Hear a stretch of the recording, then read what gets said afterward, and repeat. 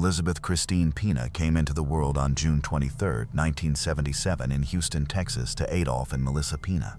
2 years afterward, her brother Michael was born, and from that point, the home became even noisier and busier. Elizabeth and Michael occupied a room with bunk beds, and like many siblings, they argued about everything: toys, the upper bunk, and even which of their parents loved them more. But beneath all those little conflicts, there was real love. If anyone attempted to hurt Michael, Elizabeth would protect him immediately, and Michael would have done the same for her. When Elizabeth was 10, the family embraced another baby girl, Rachel. Elizabeth was already accustomed to being the older sister, so she assisted her mother care for the newborn. As time passed, the constant bickering between Elizabeth and Michael gradually disappeared. They started to comprehend each other better, and their childhood disputes transformed into a strong school and merely a brief drive from the Gessner Park shopping center, with a pool, a ball field, and a golf course. It was a nice place to raise children. Elizabeth was recognized for her huge smile and radiant energy. But there was one thing she completely despised: washing her hair. She had gorgeous curly hair, but rather than brushing it, she frequently tied it into a bun.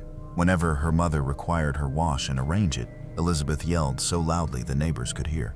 Still, people recalled Elizabeth for her happy personality. She was kind, energetic, and simple to like. School was never her primary focus. She valued friends more than books. Her father Adolph joked that Elizabeth was more focused on looking pretty than becoming the top student. But people quickly discovered her beauty was not only on the outside. Elizabeth possessed confidence, kindness, and a spark that caused her to stand out. As a teen, she passed through a rebellious phase. She began spending time with boys, fought with her parents over curfew, and even crawled out of her bedroom window a couple of times. Her father attempted to be truthful with her. He cautioned her that some boys and men might exploit her trusting nature. He advised her to be cautious and not believe people too fast. Her parents transferred her from public school to a private Catholic school, hoping it would assist. But after just 6 weeks, Elizabeth was expelled. That appeared to wake her up. She moved away from her previous friends and chose to begin again. At her new high school, Elizabeth surrounded herself with healthier influences. That was where she encountered Jennifer Ertman, who soon became one of her nearest friends. The girls appeared very different. Jennifer had straight golden blonde hair and big blue eyes, while Elizabeth had curly hair and her own daring style. But they both adored the same 1990s fashion, and they rapidly became close. Jennifer Lee Ertman was born on August 15, 1978 in Houston, Texas to Sandy and Randy Ertman. She was their only child and a long-awaited miracle. Sandy became pregnant with Jennifer at 35 after years of trying, so her parents cherished her very deeply. From a young age, Jennifer possessed a great sense of humor. Her laughter could brighten a room. She was also extremely close to her father and was definitely a daddy's girl. Jennifer cherished many things. As a child, she enjoyed go-karting and baseball cards. Later, she became fixated on popular music groups and filled her bedroom walls with posters. She was caring, truthful, and polite. Sandy and Randy brought her up with strong values, and Jennifer followed them. As a teenager, she favored comfortable, loose clothes and did not dress merely to impress others. But like many girls her age, she still adored makeup, hair, and jewelry, especially pieces with the letter J. Jennifer also treated her personal values seriously. She felt intimacy should be reserved for someone she truly loved. Even as a teenager, she still had a gentle, playful side and wore Disney-themed watches. For Christmas in 1992, Jennifer desired one thing more than anything else: a pager. She spent a lot of time attempting to persuade her parents to purchase it. Back then, a pager seemed like a piece of the future, almost like an early version of the phones people would later carry everywhere. At first, Sandy and Randy were not certain Jennifer needed a pager, but after considering it, they chose it could help in an emergency. So, they gave in and purchased it for their cherished daughter. Jennifer and Elizabeth lived around 15 minutes apart by car. Even with a 1-year age gap, they became very close. Their parents encouraged the friendship, and Elizabeth's father, Adolph, particularly appreciated Jennifer's influence. Jennifer was dependable, performed well in school, and appeared to help Elizabeth remain on a healthier path. Their friendship was sincere. They were maturing together, helping one another through all the puzzling parts of being teenagers. By the summer of 1993, both girls had completed their first year of high school. They desired a summer filled with fun, freedom, and memories.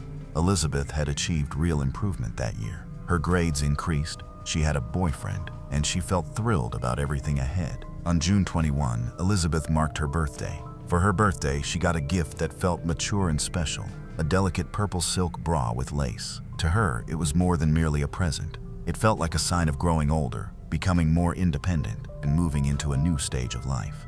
4 days afterward, on June 24th, Jennifer and Elizabeth arranged a girls' night out. They wanted to eat, spend time with friends, and return home before curfew. Jennifer needed to be home by midnight, and she normally followed that rule. Her parents trusted her because she was cautious and responsible. She had her pager and a little cash in case she ever required help or a ride. That afternoon, around 4, Sandy visited Jennifer's room to say goodbye. Jennifer was seated at the mirror, brushing her blonde hair. Sandy hugged her and told her she loved her. Jennifer said it back. Around 5, Randy drove Jennifer to Elizabeth's house. Before she stepped out, he reminded her not to be late. Jennifer assured she would be home by midnight. Around half an hour afterward, the girls walked to a nearby Mexican restaurant for tacos. On the way back, they heard a vehicle behind them. For a moment, they felt nervous until a man's voice called out and asked where the pretty girls were heading. They recognized him immediately. It was Adolf, Elizabeth's father, returning home from work. He was just teasing them. The girls laughed, waved, and continued walking. Later, around 8, Elizabeth's mother, Melissa, drove them to the Silver Creek apartment complex to visit their friend Gina. Their plan was straightforward: spend time there until 11 and still arrive home by midnight. At Gina's apartment, the girls listened to music, chatted, laughed, and enjoyed an ordinary summer evening. Time passed quickly. Then Jennifer's pager went off. It was Sandy, requesting her to call home. Jennifer called from the landline and told her mother everything was okay. She said they were simply talking in Gina's room and promised she would not be late. After that, the girls stepped outside for fresh air. A few classmates joined them. They wandered around the apartment complex, rested near the pool, and continued talking. At 10:20 p.m., Jennifer reminded Elizabeth they needed to go, but farewells lasted longer than expected. By the time they finally began walking, they had barely any time left. The walk to Elizabeth's house usually lasted at least half an hour. At 11:30 p.m., Jennifer was concerned about missing curfew, so she suggested using a shortcut through the railroad tracks and the park. The area was familiar, and they did not view it as dangerous. They believed they were only cutting a few minutes. They had no idea this would be their final walk. Around 4 in the morning, Sandy suddenly awakened with her heart pounding. Then she noticed the lights still on in Jennifer's room. Sandy always kept that lamp on until Jenny came home. Usually, Jennifer switched it off before sleeping, but now the room remained illuminated. Sandy hurried in. The bed was untouched. The bed sheets were still arranged. Jennifer had not returned back home. If Jennifer remained at a friend's house, she always phoned first, but that night there had been no message, and Sandy realized something was seriously wrong. Sandy continued paging Jennifer repeatedly, trying to think there was an easy explanation. Maybe her daughter had dozed off at a friend's house.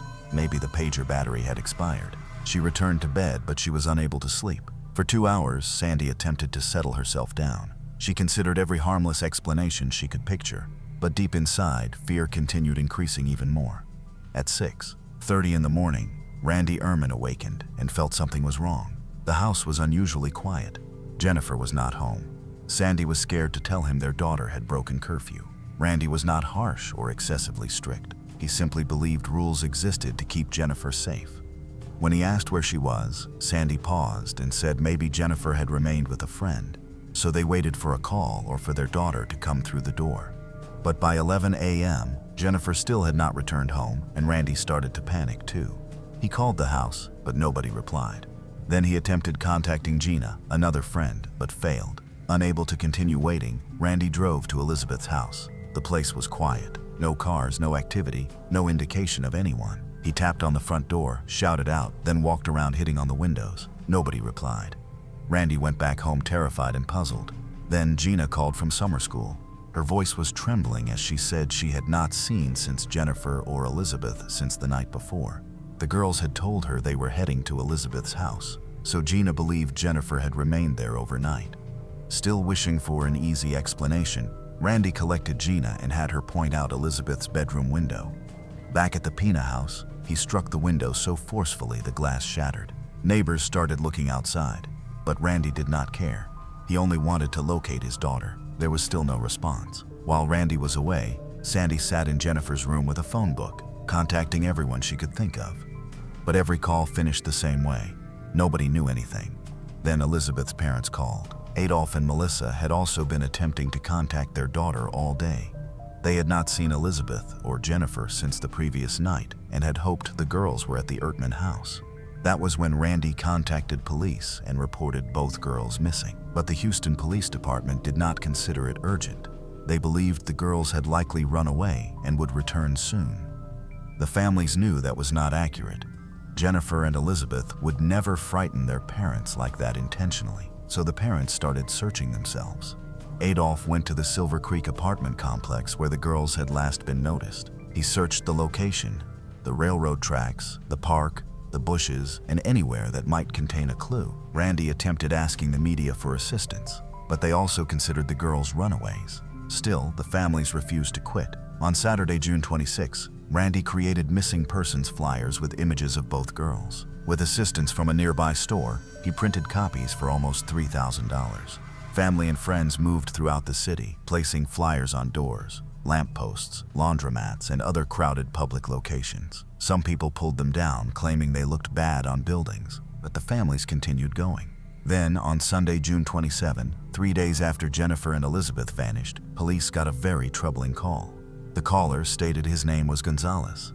He said he knew where the girls had been located. Before providing any actual details, he mentioned a wooded area near Jester Park, and then he abruptly hung up. Houston police treated the call seriously and dispatched officers to search the area, but at first they discovered nothing. No obvious signs, no evidence, and nothing that verified what the caller had reported. The following day, Gonzalez called again, this time straight to 911. This time he provided a more exact location, and that information helped officers narrow the search. When police arrived, people had already begun gathering nearby, attempting to see what was happening. Detective Crumble trusted his instincts instead of going precisely where others expected. He crossed the railroad tracks, climbed a small embankment, and viewed the area. Not far away, he spotted thick brush and a line of trees. As he moved through the branches, something on the ground captured his attention. There were pieces of clothing scattered in the woods. Then he saw what appeared to be 2 young girls. He immediately called for backup. The first girl was laying on her back.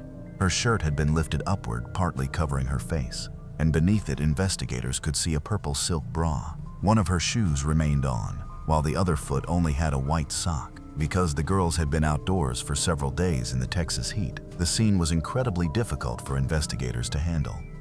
They did not shift the shirt immediately and went to examine the second girl. The second girl was also located nearby. Her body had been severely impacted by the heat and exposure, making identification nearly impossible at first. But one detail still remained noticeable. Her nails were carefully painted bright red. The state of the scene made it obvious that the girls had been there for some time. Police understood this would not be easy for the families. Meanwhile, Gina, one of the final people to see Jennifer and Elizabeth alive, was waiting nervously for news. She kept thinking about the previous night, about the girls leaving, and about the chance that something horrible had occurred. Then the phone rang. It was their friend Vanessa. Her voice cracked as she told Gina that police had discovered 2 girls in Jester Park. Gina could not accept it. She and Vanessa hurried to the area, moving through the crowd, hoping it was not Jennifer and Elizabeth. They were horrified of what they might discover, but they needed to learn the truth. People near them whispered, trying to determine who had been discovered. Someone yelled in rage at whoever had caused this. Gina could hardly hear any of it. Just one question kept repeating in her mind. Were those girls her friends? Randy Ertman had the identical awful question when he heard the news about Jester Park. He hurried to the scene and shoved through the crowd, yelling that his daughter had blonde hair. An officer attempted to hold him back. Randy was weeping, desperate for answers, but police could not verify anything yet. Even though officers strongly believed the remains were Jennifer and Elizabeth, visual identification was not possible because of the condition they were in. Randy hurried home to get Jennifer's dental records. When he arrived, no one was there, and that made everything feel even more unreal. Soon after, a family friend called with more painful news. Sandy had collapsed after hearing that 2 girls had been found in the park. She had been taken to the hospital and given medication to calm her down after suffering a complete emotional breakdown. so Randy was left to face the nightmare alone. As police prepared to remove the girls from the scene, reporters from different news stations crowded the area. It was heartbreaking and unjust. When the families had pleaded for help locating Jennifer and Elizabeth, the media had displayed little concern. But now the story had become tragic. They were suddenly everywhere. Even worse, Adolf and Melissa Pina discovered about what had happened to their daughter through the news. When Melissa heard the report, she became still. Tears rolled down her face and she could barely react.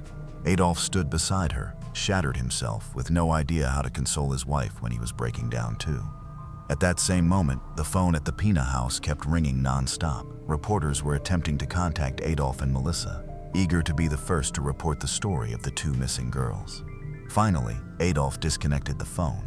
He was enraged with the media. Both families were also upset with the Houston Police Department. Their delayed response to Jennifer and Elizabeth's disappearance felt unforgivable. But the painful reality was that even if police had responded immediately, they would not have been able to rescue the girls. The medical examiner provided initial findings, although the state of the remains made answers difficult. Jennifer Ertman's cause of death was recorded as a neck injury, most likely strangulation. Detectives thought a ripped belt discovered nearby might have been used. Elizabeth Pina had multiple missing teeth, indicating she had been severely hit in the face. Her cause of death was also recorded as strangulation. Because of the state of the bodies, investigators could not determine for certain whether the girls had been but depending on how they were discovered, detectives felt their final moments had been horrific. After Jennifer and Elizabeth were identified, the investigation shifted toward locating those accountable. Police followed the anonymous caller who had given the location. The man who identified himself as Gonzalez was actually Joe Cantu, a young man about 20 years old. He had trained as a paramedic, worked at a nearby blood donation center, and resided with his wife Christina in his own parents' house, about 10 minutes from the scene. On June 28th, around 5 p.m., detectives brought Joe and Christina in for questioning. What Joe shared with them troubled everyone there. He stated that he lived with his parents, Christina, and his younger brother, 18-year-old Peter Cantu. Then he explained what had occurred just after midnight on June 25th. Around 12:30 a.m., someone banged loudly at the door. Christina answered it and saw several young men outside. Joe identified two of them, Jose Medellin and Efrain Perez, both companions of Peter. With them was another teenager they had never noticed before, Raul Villarreal. Joe stated Peter headed a small group called the Black and Whites. They were not a structured gang, more like young men acting as if they were dangerous. Peter's friends frequently came over at unusual hours, so the visit itself was not shocking. But this time, something seemed wrong. Jose Medellin had blood on him and a large mark on his neck. His eyes appeared frantic. Efrain Perez looked disturbed, and his white shirt was stained. Raul Villarreal had dried blood on his eyebrow and pants. They entered the living room like it was their own home. At first, they claimed they had been involved in a fight. Jose introduced Raul as a new member of the Black and Whites, and said they had been conducting an initiation where Raul had to fight several one after another. Then the boys began laughing, but it did not seem normal.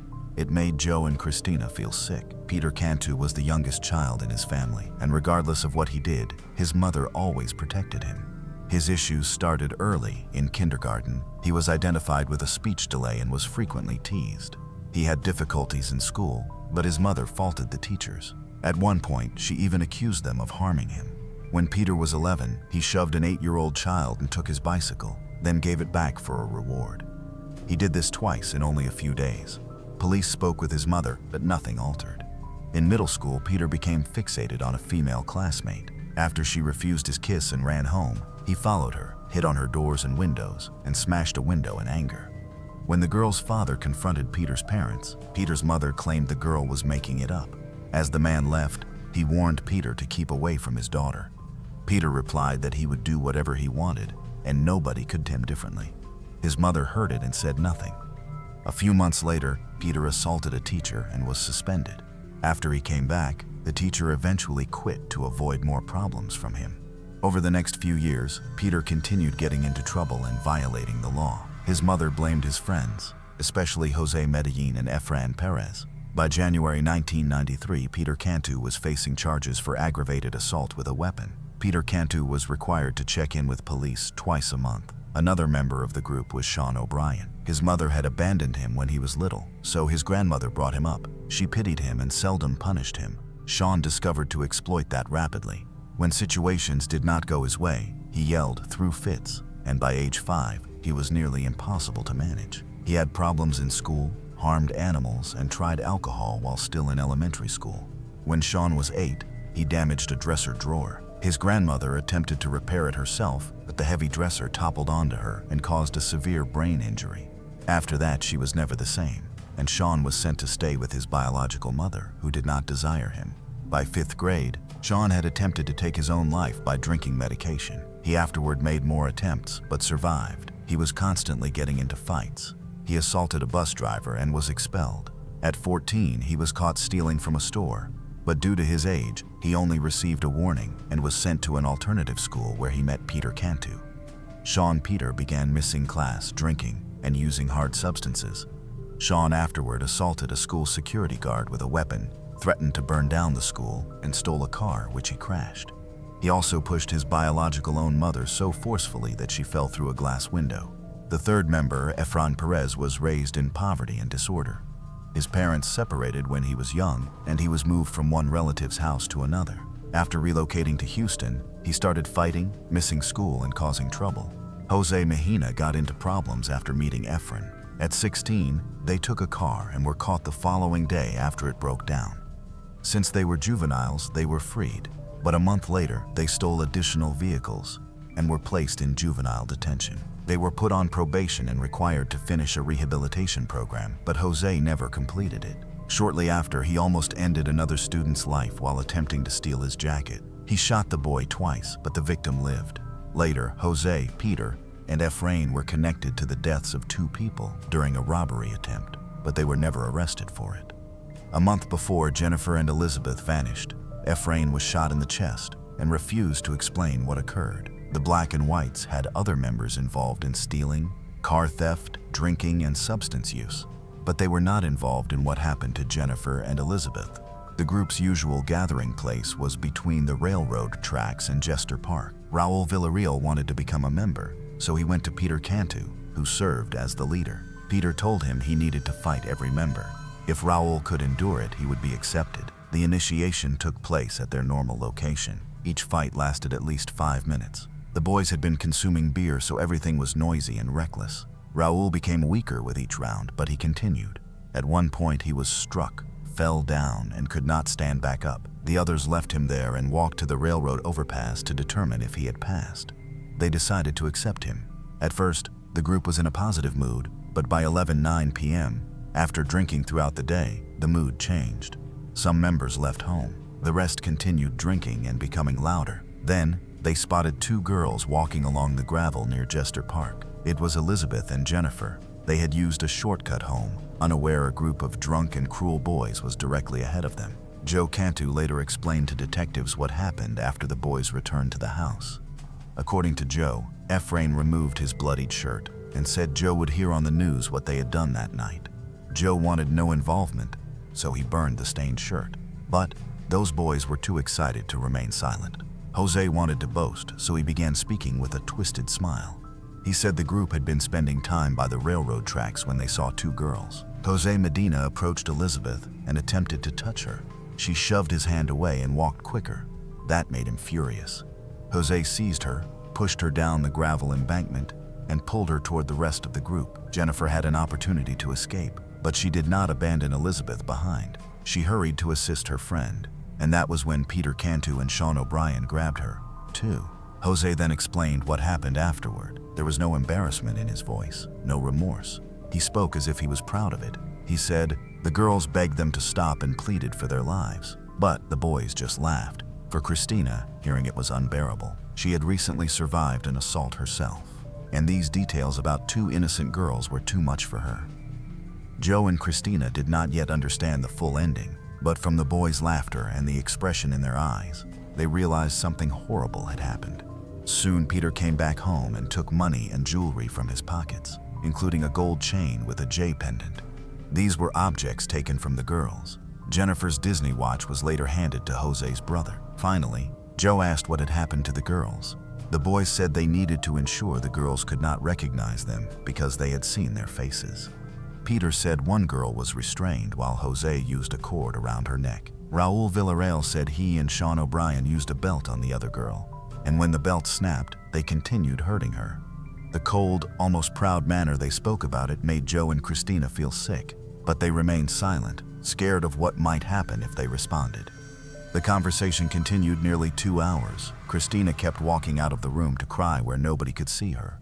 The next day, she pleaded with Joe to do something. Joe was conflicted because Peter was his brother, but what he had heard was too serious to dismiss. In the end, Christina persuaded him to call police anonymously. That call provided detectives what they needed. At 3:30 a.m. on June 29, Houston police arrested 6 suspects connected to what happened to Jennifer Ertman and Elizabeth Pina. Peter Cantu, Sean O'Brien, Efrain Perez, Raul Villarreal, Jose Medellin, and Jose's younger brother Venancio. All were charged with a capital crime. Under Texas law, if investigators could prove they acted together, each could be held accountable. When the families discovered 6 people had been involved, they were shocked. They could not understand why not one of them had attempted to stop it. Houston was shaken too. People knew crime existed, but this felt different. It was pointless, brutal, and impossible to comprehend. And if Christina Cantu had not urged Joe to make that call, the individuals responsible might have remained free. When the suspects appeared in court, most of them avoided facing the public and the cameras. But Jose Medellin and Peter Cantu behaved differently. Jose openly intimidated reporters, and Peter rushed toward one of them kicking a video camera. All 6 were placed in the Harris County Detention Center where reality struck them quickly. Their jail uniforms were covered with insults showing clearly how other inmates viewed them. The same boys who once acted like dangerous gangsters were now being targeted themselves. Investigators later discovered that 2 other members, twin brothers Frank and Ramon, had departed before the attack but heard the girls crying out. They knew what was occurring, but they did not return or attempt to stop it. When detectives questioned them, the brothers admitted they remained away because they did not want to appear weak in front of the others. But one person did speak. That was Venancio Medellin, Jose's younger brother. He provided police valuable details in exchange for a reduced sentence. Venancio had witnessed the nightmare happen directly before him. He stood there in fear, too terrified to understand how far things had gone. According to his testimony, 5 members participated in harming Jennifer and Elizabeth. Venancio said he was forced to take part too and surrendered because he was afraid of what they could do to him if he refused. At one point, Venancio believed it was finished, but then Peter Cantu said the girls had seen their faces and could identify them. Jennifer was taken first. Elizabeth had to watch her best friend struggle knowing she could be next. Through everything, both girls showed incredible strength. They held on as long as they could. Venancio Medellin was sentenced to 40 years prison. His punishment was reduced because he testified against 4 members of the group, though not against his own brother. The Ertman and Pina families were furious. To them, the sentence seemed too lenient. Their anger increased even further when authorities did not bring additional charges and appeared willing to lower the punishment more. Venancio later delivered an emotional statement. He said he was truly sorry and often stayed awake at night, wondering whether he could have prevented what happened. He was not involved in the black and whites and had only gone there with his older brother Jose. On July 1st, Jennifer Ertman was laid to rest in Houston. The service featured quiet music and some of Jennifer's favorite songs. Her parents were devastated, but they were not shocked to learn that Jennifer had an opportunity to escape and still returned for Elizabeth. That was her nature, faithful, courageous, and unwilling to leave her best friend behind. After Jennifer's service, many mourners attended another funeral to support Elizabeth Pina's family. The girls were buried diagonally opposite each other, a final reminder of the friendship they had shared and the tragedy that bound them forever. Vigils and memorials were held throughout Texas. The families received letters of support from people across the world, including President Bill Clinton. Prosecutors pursued the death penalty for Peter Cantu, Jose Medellin, Efrain Perez, and Raul Villarreal. Their trials were planned for roughly the same time. When the medical examiner explained the state of Jennifer and Elizabeth, both families had to walk out of the courtroom. They could not hear those details, but the prosecutor believed the jury needed to comprehend the full impact of what had happened. Only then could they understand the crime for what it truly was. During Peter Cantu's trial, Randy Ertman finally confronted the defendant and told him exactly what was inside his heart. The courtroom was filled with the girl's friends, relatives, classmates, and teachers. They all arrived to support Randy Ertman as he prepared to face Peter Cantu. But Cantu turned away from him. He refused even to face the father of the girl whose life he had helped end. Randy's voice echoed through the courtroom as he demanded repeatedly that Peter look at him. Randy told him he was lower than an animal because an animal acts to survive. Peter, in his view, had done it for enjoyment. Then Randy said what had been burning within him since the day he learned what Jennifer had endured. He said he waited for the day he would watch Peter pay with his life. Everyone in that courtroom could see Peter displayed no true remorse. He behaved as though the pain he caused meant nothing. The judge sentenced Peter Cantu to death. By September 1994, officials decided to try Raul Villarreal, Efrain Perez, and Jose Medellin together at the same time in the same courthouse. It saved time and spared the families from having to experience everything again and again. All three were found guilty and sentenced to death. After the verdict, Adolf Pina entered a physical altercation with Efrain Perez's stepfather in the courthouse hallway. The man had claimed the girls disappeared because of poor parenting. He attempted to defend his stepson and blame the victim's father. Police had to intervene and separate them. Before Sean O'Brien's trial started, Joe Cantu contacted police once again with more disturbing information. He said Peter, Jose, and Sean had bragged about another woman, 27-year-old Patricia Lopez, a mother of two, who had been discovered dead months earlier in January 1993. That case had almost remained unsolved, but after Joe came forward, DNA testing connected all three young men to it. Sean O'Brien's trial began in April 1999. After only around 90 minutes of deliberation, the jury reached a decision. He was also sentenced to death. In the end, all 5 members of the Black and Whites involved in Jennifer and Elizabeth's case received death sentences. But for Elizabeth's parents, even that did not seem like enough. Adolf said he wished his daughter had simply passed away peacefully instead of suffering the way she did. The families later requested to witness the executions. At that time, Texas did not permit victims' families to be present, so the Ertman and Pina families fought for a change. They wanted to witness justice being carried out with their own eyes. In 1996, after years of efforts from these families and others, Texas changed its policy and permitted victims' relatives to witness executions. After that, many families decided to attend. Then, in 2005, the family experienced another setback. The Supreme Court ruled that people who were below 18 at the time of the crime could not receive death sentences. Because of that ruling, the sentences for Efrain Perez and Raul Villarreal were changed to life in prison. They may become eligible for parole in 2029. For the families, that news was heartbreaking. They still wish neither man ever walks free. On July 11, 2006, Sean O'Brien was executed. He had promised to apologize to both families, but by that point his words meant very little to them. At 6:19 p.m., he was declared dead after a lethal injection. In August 2008, Jose Medellin was executed too. Then, in August 2010, Peter Cantu, the group's leader, was executed. He refused to make a final statement. For the Puertzrents, it brought a sense of closure. Not peace, exactly, but some comfort knowing that 3 of the people responsible were gone. The Pina and Ertman families later attempted to honor Elizabeth and Jennifer with crosses at Jester Park near the location where they were found. But after resistance and the possibility of a lawsuit, they agreed to place memorial benches instead. On the day the memorials were dedicated, pink and white balloons were sent into the sky, honoring Jennifer and Elizabeth and the lives they should have lived.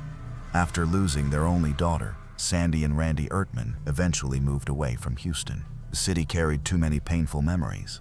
Randy, who had once fought for victims' rights, struggled greatly with the loss. In 2014, he died from lung cancer. Both families have spent years reminding parents of one simple truth: treasure the time you have with your children. Life can change in a single moment, and sometimes there is no warning.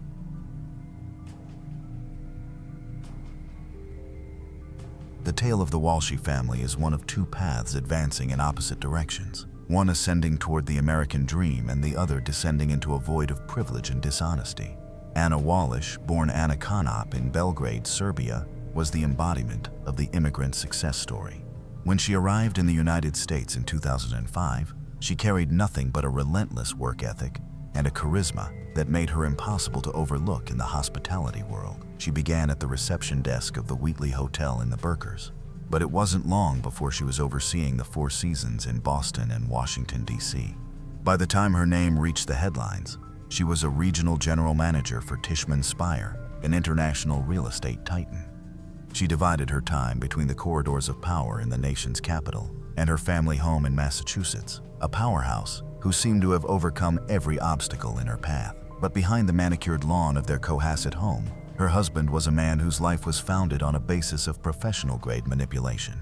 Brian Walsh did not need to climb. He was born into the upper echelons of Boston's elite. His father, Dr. Thomas Walsh, was a world-renowned neurologist at Big Gum and Women's Hospital, a man of immense prestige and wealth. Yet, the relationship between father and son was a poisonous cycle of betrayal that stretched decades. Brian wasn't just the black sheep. He was portrayed by those close to the family as a calculated predator.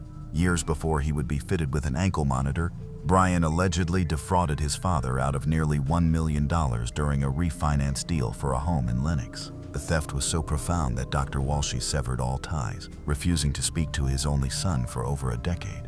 The extent of this estrangement was revealed when Dr. Walshy died unexpectedly while traveling in India in 2018. His will was explicit. He left his son his best wishes, but nothing else. However, the instant Brian learned of his father's passing, he didn't grieve. He acted. Prosecutors later described how Brian allegedly broke into his father's home in Hull, Massachusetts, before any other relatives could arrive there. He reportedly destroyed the original will and persuaded a probate court that he was the sole lawful heir to the estate. By the time cousins and friends discovered what had happened, Brian had already emptied bank accounts of at least $250,000, sold off a Salvador Dali painting, a Muro, and even the family car. One family friend later told the court that Brian was a sociopath who had been diagnosed with psychological issues at the Austin Riggs Psychiatric Hospital, a man who once attempted to smuggle antiquities out of China and reportedly assaulted guards with a stanchion when he was caught. While Anna was building a legitimate empire, Brian was shifting to international art fraud. In a scheme that would eventually place him under federal house arrest, Brian took genuine Andy Warhol paintings from a friend under the pretense of selling them for a good price. Instead, he retained the originals and marketed counterfeits on eBay. In 2016, a buyer in South Korea paid $80,000 for 2 Warhol Shadows paintings, only to discover the canvases and staples were brand new and the promised authentication stamps were absent. Brian's response was a masterclass in delaying, offering a litany of excuses while the money vanished into his own accounts. By 2021, the federal government had closed in. Brian pleaded guilty to wire fraud and other charges, but his sentencing was postponed, leaving him in a state of legal limbo. For the next year and a half, the Walshy family lived a bizarre paradox. On the surface, they were a high society couple with 3 young sons living in an affluent coastal community. But inside, Brian was a captive of his own making, confined to the house with an ankle monitor, forced to ask the government for permission to take his children to school or purchase groceries. Anna was the sole provider, the one flying back and forth to D.C. to sustain their lifestyle, while Brian sat in the shadows of their home, watching the woman he couldn't control flourish in a world he was no longer allowed to enter. It was a pressure cooker of resentment, greed, and a looming prison sentence. And by the end of 2022, the lid was about to burst. The romance began with the kind of cinematic flair Brian Walshy had perfected over a lifetime of imitated sophistication. In 2008, Anna was the rising star of the Wheatley, a gilded age mansion turned luxury hotel nestled in the Berkshire Mountains. She was the manager, efficient, ambitious, and lively. He was a guest, a man who seemed to fill the space around him with the weight of old money and the calm confidence of a Boston Brahmin. To a young woman who had moved from grade to conquer the American hospitality industry, Brian appeared to be the perfect prize, a man of refinement, means, and stability. They were married in 2015, a union that appeared on social media to be a non-stop reel of high-thread count sheets, sunset dinners, and the kind of effortless wealth that most people only find in magazines. For a time, the facade endured. The couple relocated into the affluent coastal enclave of Cohasset, eventually settling into a rental on Chief Justice Cushing Highway. The house was a sprawling multi-million-dollar property that served as the ideal stage for their growing family. By 2022, they were the parents of 3 young boys, aged 6, 4, and 2. On the surface, the dynamic was modern and prosperous. Anna had transitioned from hotel management to a high-powered executive role at Tishman Speyer, a job that required her to spend considerable time in Washington, D.C. She was the powerhouse, a woman who could command a boardroom and then fly home to be the devoted mother and wife. Her Instagram was a curated gallery of life, as beautiful hashtags and smiling family portraits. But beneath the polished granite countertops and the designer clothes, the Walshy wealth was a house of cards held together by federal-grade lies. While Anna was out earning a legitimate six-figure salary, Brian was entangled in a legal nightmare that would have shattered a man with a functioning moral compass. In 2016, Brian had engineered a brazen international art scam involving 2 authentic Andy Warhol paintings from the Shadows series. He had obtained the pieces from a former college roommate under the pretext of selling them for a fair price. Instead, Brian kept the originals and posted fakes on eBay. He used photographs of the real authentication stamps to attract buyers, but the items he shipped were undeniable forgeries. A buyer in California and another in South Korea soon realized they had been cheated out of nearly $80,000. The federal investigation that followed stripped away the last of Brian's respectability. In 2021, he pleaded guilty to wire fraud, interstate transportation of stolen goods, and money laundering. However, his sentencing was postponed for nearly 2 years due to a variety of legal maneuvers and the complexities of his father's contested estate. This left Brian in a state of indefinite high-stakes limbo. He was placed under federal house arrest fitted with a GPS ankle monitor that tracked his every movement within the confines of the Cohasset property. He was a man who had once traveled the world on his father's dime, now reduced to requesting a probation officer for permission to go to the grocery store or drop his kids at school. This house arrest created a poisonous reversed power dynamic. The man who craved control was now physically chained to the floor while his wife was reaching the height of her career. Anna was flourishing, buying a townhouse in Washington, D.C., and pushing for the family to move there permanently so she could eliminate her grueling commute. Brian, however, was a legal burden. He could not move to D.C. He was required to remain within the jurisdiction of the Massachusetts courts. To Brian, Anna's success wasn't something to be celebrated. It was an increasing threat to his relevance. Every flight she took to D.C. was a reminder of his own confinement. Every dollar she earned was a reminder of the money he had stolen and lost. The financial pressure was also reaching a boiling point. Despite the luxury vehicles and the prestigious address, the Walshes were effectively broke. The legal fees were mounting, and Brian's ability to generate income was non-existent.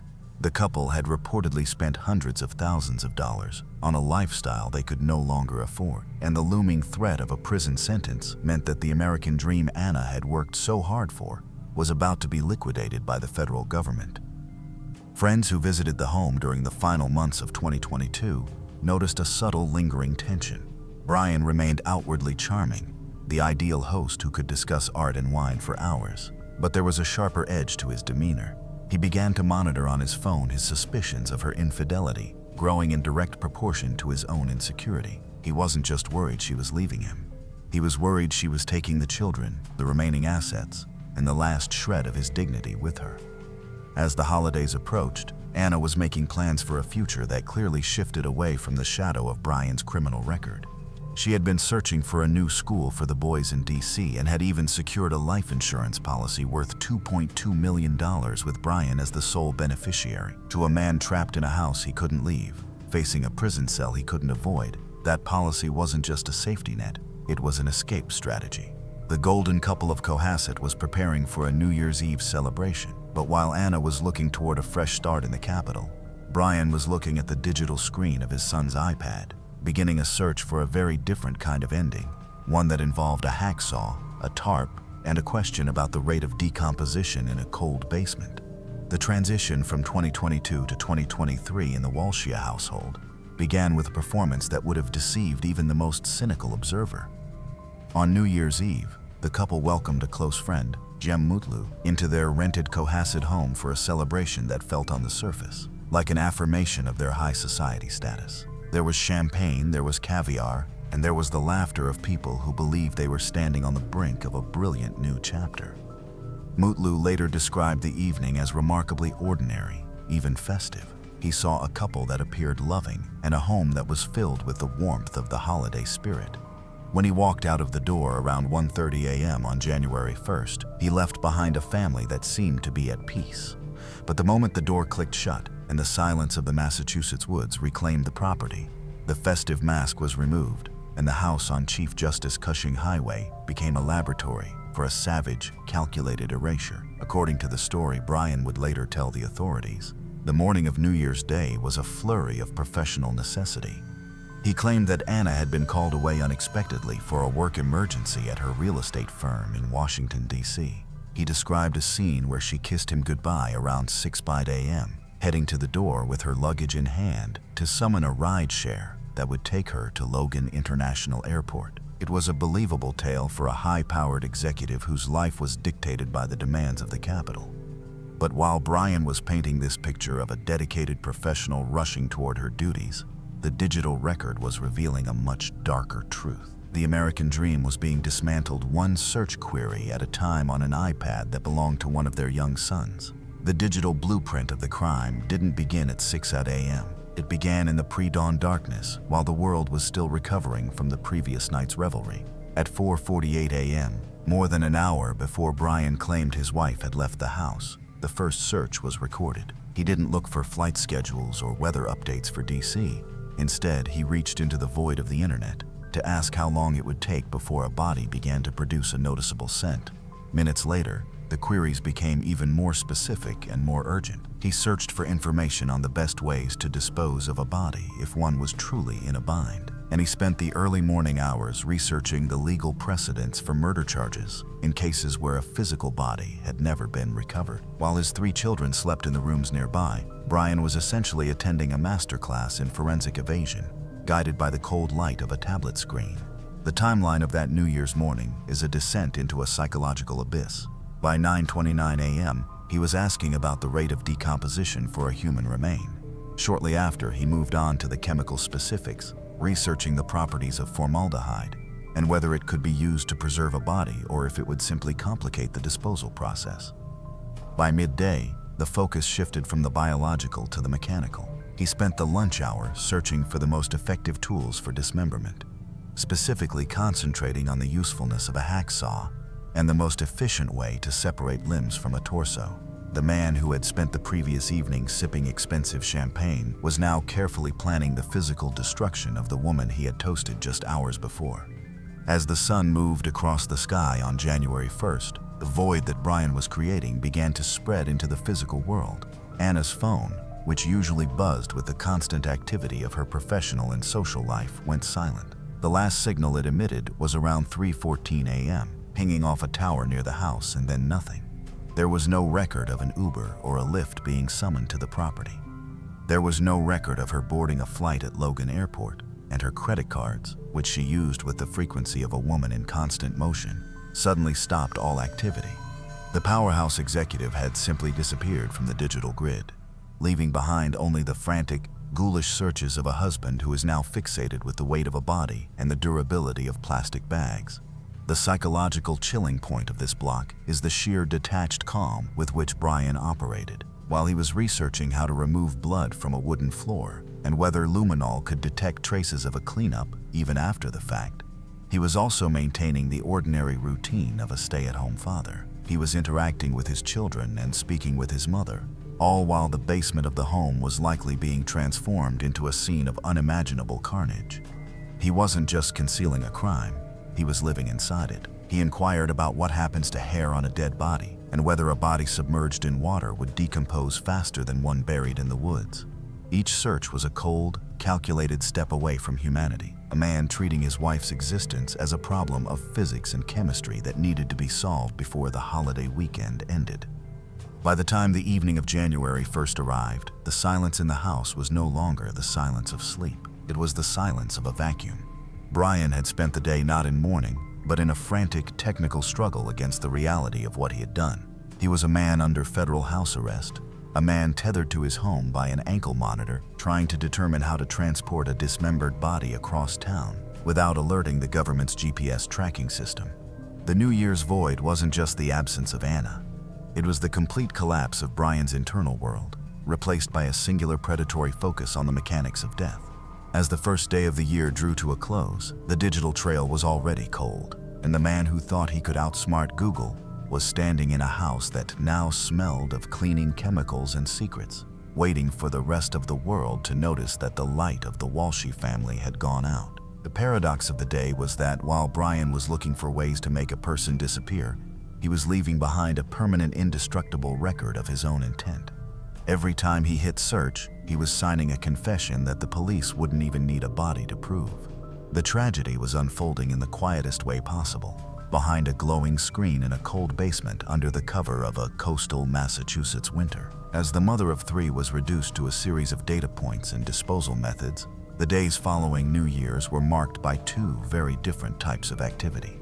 The frantic digital pulse of a woman's professional world suddenly flatlining in the slow, methodical movements of a man trying to cleanse a crime scene. From January 2nd to January 4th, the silence coming from the house in Coasset was absolute. Anna Walsh, a woman whose life was a constant stream of emails, calls, and calendar alerts, had simply ceased to exist in the eyes of the world.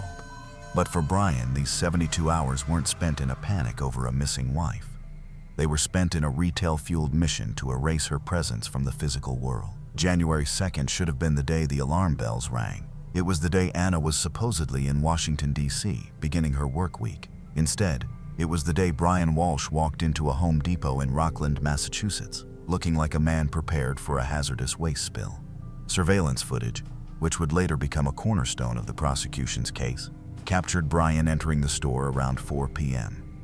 He was wearing a black surgical mask and blue surgical gloves, an outfit that, in the tail end of the pandemic era, might have seemed ordinary until one looked at his cart. He didn't browse. He moved with a chilling single purpose. Brian spent over $450 in cash, a deliberate move to avoid leaving a digital paper trail on a shopping list that read like a toolkit for a forensic nightmare. He purchased heavy-duty tarps, mops, buckets, and a staggering amount of cleaning agents. Most damning of all was the purchase of a Tyvek suit, the full-body white coveralls used by professional cleaners and laboratory technicians to prevent cross-contamination. To the cashier, he was just another homeowner tackling a messy basement project. To the investigators who would later review the tape, he was a man buying the equipment necessary to dismember a human being and scrub away the biological evidence. While Brian was loading mops and bleach into his Volvo, the silence from Anna's side was becoming deafening. Her phone remained dark. Her social media, usually a vibrant testament to her best life, was frozen on a New Year's Eve post. In the corporate offices of Tishman, colleagues were starting to exchange concerned glances. Anna was the person who was always 10 minutes early, the one who never missed a briefing. For her to be unreachable for 24 hours was unusual. For her to be missing for 48 was unthinkable. Yet during this entire period, Brian made no effort to contact her friends, her family, or the police. He didn't call the hospitals or the airlines. He simply went about his routine, maintaining the facade of a busy stay-at-home father, while the clock on his wife's life had already stopped. On January 3rd, Brian's movements took him farther afield. He was spotted at a Whole Foods and a CVS, again wearing his mask and gloves, again moving with a quiet, detached efficiency. But it was his trip to his mother's apartment complex in Swampscott that would eventually yield the most grisly evidence. Surveillance cameras at a nearby apartment building captured a man matching Brian's description and driving his car, pulling up to a series of industrial trash bins. He was seen hauling heavy, overstuffed garbage bags out of his trunk and heaving them into the compactors. These weren't the bags of a man doing postal cleaning. They were the discarded remains of a life. The silence was finally shattered on January 4th, but not by Brian. It was the security team at Tishman Speyer who finally contacted the Cohasset Police Department. They reported that one of their top executives had failed to show up for work in D.C. and hadn't been heard from since the start of the year.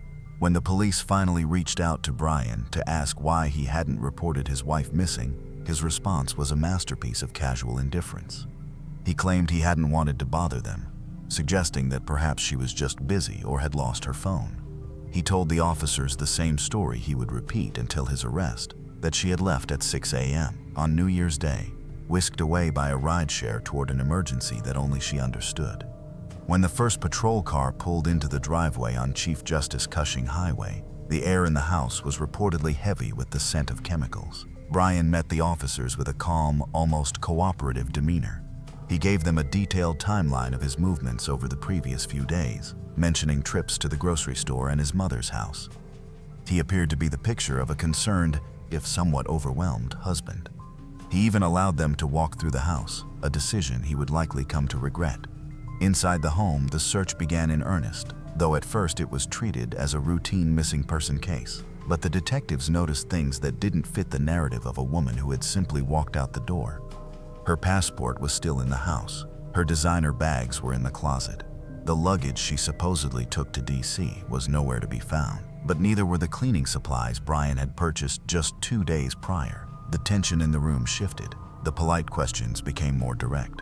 The 3-day gap, the silence, had given Brian a head start, but it had also given the evidence time to settle. While Brian was telling the police about his wife's work emergency, the digital forensics team was already discovering that no Uber or Lyft had ever been summoned to the house. The rideshare she supposedly took didn't exist. The airport shuttle he claimed she boarded hadn't seen her. The mask was beginning to slip, and as the police moved toward the basement, the smell of bleach became overpowering. The search for a missing woman was about to turn into the excavation of a murder. The shift from a missing person inquiry to a homicide investigation happened with the sudden, jarring finality of a basement door swinging open. On January 8, 2023, while Brian Walshaw was being taken into custody for misleading investigators, forensic teams in white Tyvek suits, the very same suits Brian had purchased just days earlier, descended into the lower levels of the Cohasset home. What they found shattered any remaining hope that Anna had simply walked out of her life. In the heavy chemical-laden air of the basement, investigators discovered a blood-stained area and a knife that bore traces of blood and biological material. The blade was damaged, bent, and chipped as if it had been used with extreme, repeated force against something much harder than wood or fabric. This was the midpoint pivot, the moment the detectives realized they weren't looking for a woman in Washington, D.C., but for the scattered remains of a woman who had never left the property. However, the physical evidence in the house was just the beginning. The real battle was happening in the digital and logistical trenches. Brian had told the police a detailed story about visiting his mother in Swampscott and taking his children out for ice cream. He was confident, almost arrogant, believing that his federal ankle monitor, which only tracked his location at specific intervals, would provide him with a good enough alibi. He was wrong. State police and crime scene technicians began a desperate needle in a haystack operation that would span several Massachusetts towns. They knew that if Brian had discarded evidence in industrial trash bins, time was their greatest enemy. In the world of waste management, trash doesn't sit still. It is compacted, hauled, and incinerated within hours. By the time the investigation gained momentum, the contents of the bins Brian had visited in Swampscott had already been transported to the Peabody Trash Transfer Station. The scene at Peabody was the grim reality of forensic labor. Dozens of investigators in hazmat gear spent days sorting through tons of stinking post-hole refuse, manually ripping open thousands of black plastic bags in search of anything that looked like the items on Brian's Home Depot receipt. They weren't just looking for a body, they were looking for the murder kit. The breakthrough came with the discovery that was as heartbreaking as it was gruesome. Deep within the mountain of trash, they recovered heavy-duty garbage bags containing a series of items that definitively linked the basement in Cohasset to the waste plant in Peabody. Inside those bags were blood-stained rugs that matched the flooring of the Walsh home. There were cleaning cloths, mops, and the remains of the Tyvek suit Brian had been seen wearing on surveillance footage. But the most haunting finds were the personal effects, the fragments of a life interrupted. They found a Prada handbag that Anna had been known to carry. They found her COVID-19 vaccination card still bearing her name in clear printed letters. And they found a hacksaw. When forensic analysts examined the tool, they found what they were looking for: human bone fragments and tissue caught in the teeth of the blade. The DNA results served as the final blow to Brian's defense. The blood on the rug was Anna's. The tissue on the hacksaw was Anna's. The Google searches from New Year's Day, which the digital forensics team had finally fully extracted, now aligned perfectly with the physical evidence. When Brian had searched for the best tool to dismember, he had followed through with the hacksaw. When he searched for how to clean blood from a wooden floor, he had used the very mops recovered from the Peabody dump. The social echo in Cohasset was one of profound paralyzed shock. This was a community of gated drives and quiet prestige, a place where this sort of thing simply didn't happen. Neighbors who had seen Brian walking his children just days after the murder felt a retrospective skin crawl. He hadn't been a man in mourning. He had been a man who had successfully, if temporarily, balanced the roles of father and butcher. The rumors began to circulate about the cursed nature of the house and the fate of the 3 young boys, who were now effectively orphans. As the investigation deepened, the red herrings Brian had planted began to collapse. He had claimed to have gotten lost while driving to his mother's house, which he used as an excuse for the extra time spent near the trash bins. But the GPS data from his phone and the timing of the surveillance footage showed a man who wasn't lost at all. He was a man on a route, a man who knew exactly where the nearest industrial compactors were located. He had tried to lead police on a wild goose chase regarding Anna's work emergency, but the absence of a single digital ping from her phone after 3:14 a.m. on January 1st proved that the emergency was completely of his own creation. The psychological depth of the investigation exposed a man who believed his intelligence surpassed the collective power of the state. Brian Walshy had spent his life deceiving art collectors, and his own father always convinced he could talk his way out of a corner. But forensics doesn't hear charm. The weight of the evidence, the Google confession, the blood-drenched rugs, the bone fragments on the saw, and the retail trail created a circle around him that no amount of elitist posturing could shatter. By the time the district attorney was prepared to present the case to a grand jury, they didn't just have a suspect. They had a digital and physical blueprint of a cold-blooded execution. In March 2023, a Norfolk County grand jury charged Brian Walshy with charges of murder, misleading a police investigation, and the improper conveyance of a human body. During his arraignment, the man who had once projected the confidence of the Boston elite appeared emptied out, though his composure remained strangely unshaken. As prosecutors read aloud the horrific list of search queries, the digital plans he had left behind, Brian looked forward, his expression as blank and icy as the basement floor in Cohasset. He entered a plea of not guilty, his legal team implying the evidence was mostly circumstantial and lacked the conclusive weight of a physical body. Yet, the legal structure in Massachusetts permits murder convictions without a corpse, provided the trail of evidence is convincing and definitive. Currently held without bail, Brian Walshy awaits a trial that will likely become a landmark case in the intersection of forensic science and digital history. The man who attempted to erase his wife discovered that the law, like the internet, never completely forgets. The house in Cohasset stands as a quiet monument to a life carefully erased. Anna Walsh's 3 sons are left with a legacy of absence. Their mother's remains a mystery held by the earth. While Brian waits behind bars, the world remembers Anna not as a horrifying data point, but as a woman of light who was betrayed by a predator in a designer suit. Brian's fatal mistake was believing he could outthink the void, forgetting that in our digital age, the machines we trust are the ultimate witnesses to our darkest moments.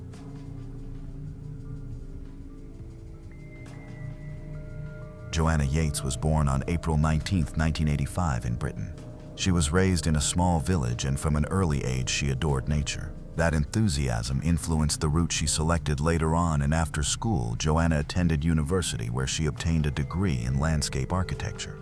After graduating, she became part of one of the leading firms in that field and rapidly distinguished herself as someone with a true innate talent for the job.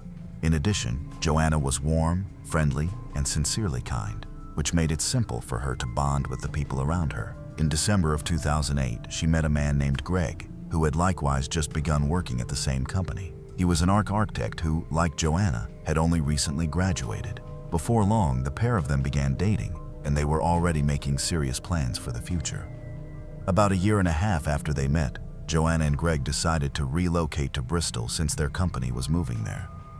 They also decided to lease a place together and begin living as a couple, which marked a fresh stage in their relationship. By the end of 2010, Joanna and Greg's life seemed to be coming into place. They were both building successful careers, settling into their new city, and seriously starting to think about marriage. They moved into a beautiful old house that had been divided into separate apartments.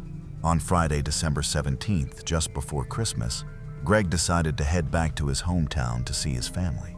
He planned to return for the holiday and spend Christmas with Joanna, but until then, she was going to be on her own for the weekend. Even though Joanna was 25, she didn't like the idea of being alone in the new apartment. She was still getting used to the place, and she had a bad feeling about it, something she had mentioned to her coworkers. In response, they suggested all going out for drinks after work, just so Joanna wouldn't have to spend the whole weekend by herself. They went to a bar in the city center and spent a few fun hours there. Then, around 8:00 p.m., Joanna decided to call it a night, said goodbye to her co-workers, and started walking home. By that point, Greg had already arrived at his relative's house and texted Joanna to let her know, but she didn't reply. He knew she was out at the bar with co-workers, so he assumed she was either still out or had already gone home and gone to bed. Because of that, he didn't think too much of the silence. But the next morning, he noticed she still hadn't answered. He kept texting her all through Saturday and tried calling too, but got nothing back. Greg still wasn't prepared to panic and thought Joanna might just be occupied, but it definitely started to seem strange. Then Sunday came and there was still no answer. That day, Greg returned home, walked up to the apartment door, and tried to open it. But to his surprise, it was already unlocked. Considering it was late in the evening and they lived on the ground floor facing the street, that immediately felt unusual. Greg went inside and started calling Joanna's name, but she wasn't there. At the time, all of her clothes and belongings were still in the apartment. As he moved from room to room, he decided to call her one more time, and to his surprise, he heard the ringtone coming from the hallway. When he went back, he realized Joanna's phone was in the pocket of her coat, along with her keys and other personal things. At that point, Greg was seriously terrified. He knew Joanna wouldn't have left the apartment without her keys, her phone, or her winter coat. As a final hope, he called her parents and asked if they had any idea where she might be. But when they told him they hadn't spoken to her all weekend, Greg finally went to the police. The officers arrived at the apartment around the same time as Joanna's parents, and together they all started trying to determine what could have happened. Police quickly came to the conclusion that Joanna had most likely not left on her own while leaving all her belongings behind.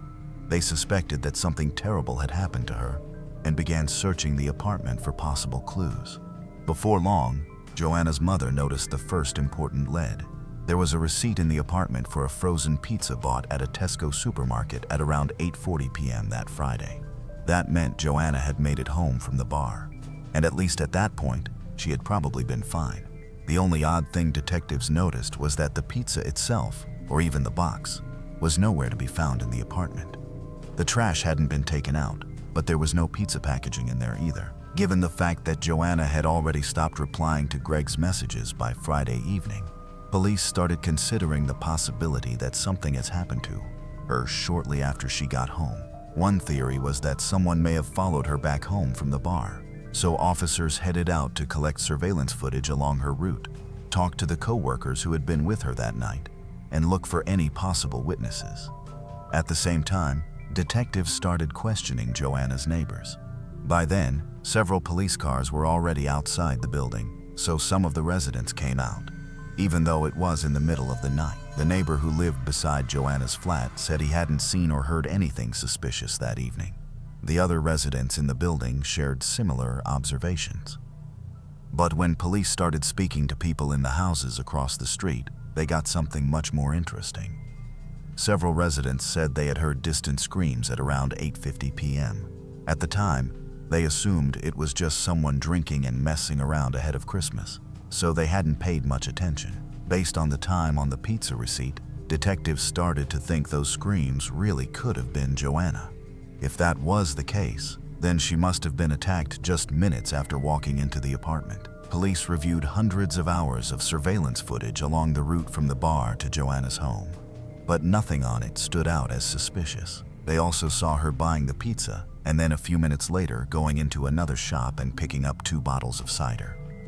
Detectives found that cider in her flat, but someone had already taken a drink from one of the bottles. Police also asked the neighbors for permission to search their flats, and everyone agreed. But there was no sign of Joanna anywhere. The next day, local media picked up the story, and news of Joanna's disappearance spread quickly across the city. Detectives asked the public to share any information that might help locate her. And while they did receive a few tips, every one of them led nowhere. As for Joanna's flat, crime scene investigators didn't find anything useful there either. There were no signs of forced entry on the door, and inside there was no evidence of any struggle. It all looked as if Joanna had simply vanished into thin air without leaving a single real clue behind. That went on for more than a week until a phone call came into the police. On Christmas morning, December 25th, a couple were out walking their dog along a quiet country road on the edge of the city. That winter had brought heavy snow, so there were huge piles of it everywhere. And at first, nothing seemed unusual. But on their way back, one of those snowbanks caught their attention. Something inside looked like a pair of jeans, and the couple immediately thought of the missing woman whose case had been all over the news. Just to be safe, they called the police and officers came out to the road. When they dug into the snow, they found the body of a young woman, and even before the formal identification, police already knew they had just found Joanna. Because her body had been lying in the snow in freezing temperatures, there was almost no decomposition and no obvious visible injuries either. At first, that even made police wonder whether she might simply have succumbed to death, but medical examiners soon dismissed that idea. They found signs of manual strangulation on her neck, though the marks were fairly faint. Even so, that was how she died, which meant the killer had strangled her very gradually. At the same time, examiners found no signs of sexual assault. All of Joanna's clothes were still on her body, too, except for one absent sock. There was one more detail that stood out. There was no trace in her stomach of the pizza she had bought before she died. All of that led investigators to think the killer may have carried the pizza with him. The samples from Joanna's body, along with all of her belongings, were sent off to the lab in the hope that they might reveal at least some kind of evidence.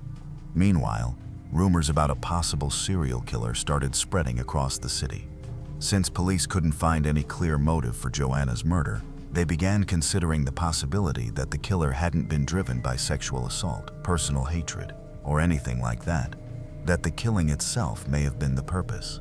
Because of that, people in Bristol started fearing the attacker could strike again, and just about everyone was following the investigation in one way or another.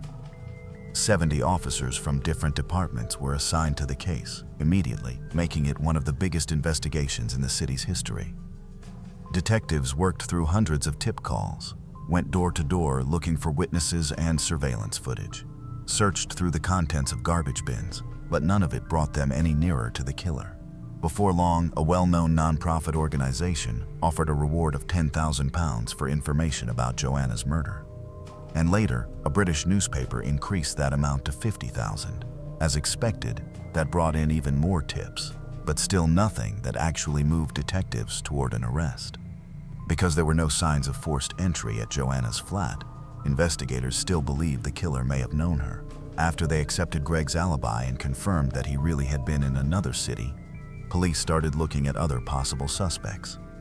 And that was when one particular person caught their attention. 65-year-old Christopher Jeff. He was a retired college professor who had only recently stopped working, and he also happened to be the landlord of the flat Joanna and Greg had rented. Christopher owned 3 apartments in the building. He rented out 2 of them, and he lived in the third himself up on the top floor. That meant he had a key to Joanna's flat, which could have explained why there were no signs of forced entry. As detectives looked into his background, they learned that the former professor was seen as eccentric and withdrawn. He kept to himself, and when he did speak to people, his manner of speaking and the way he carried himself often struck them as odd. He spent most of his time alone at home, reading books or watching old videotapes. Police also couldn't find any close friends or relatives in Christopher's life. When Greg heard that detectives were starting to look at the landlord, he told them one detail that caught their attention. Just a few days before Joanna was killed, he had run into Christopher outside and mentioned that he was leaving town on Friday. So, Christopher knew Joanna would be alone and he had a key to her flat. He also had no solid alibi. He said he had been at home reading a book, but there was no one who could confirm that. Still, detectives didn't have a single real piece of evidence tying him to the murder. Even so, after speaking with Christopher, they felt there was something about him that made him seem genuinely capable of being involved. By that point, the media had already picked up on the fact that police were looking at the retired teacher, and the story spread quickly through the news. People were demanding action, and 5 days after Joanna's body was found, detectives made the decision to arrest Christopher. They hoped he would crack under questioning, and for hours they leaned on him, pushing him to confess. At the time, they searched his flat, but they found nothing useful. He didn't know an electronics like a phone or a computer. So, in the end, all they really took was his clothing and sent it to the lab. Even though Christopher refused to admit to anything, detectives then got another unexpected lead. After news of his arrest spread, one of Joanna's neighbors called police and shared something interesting.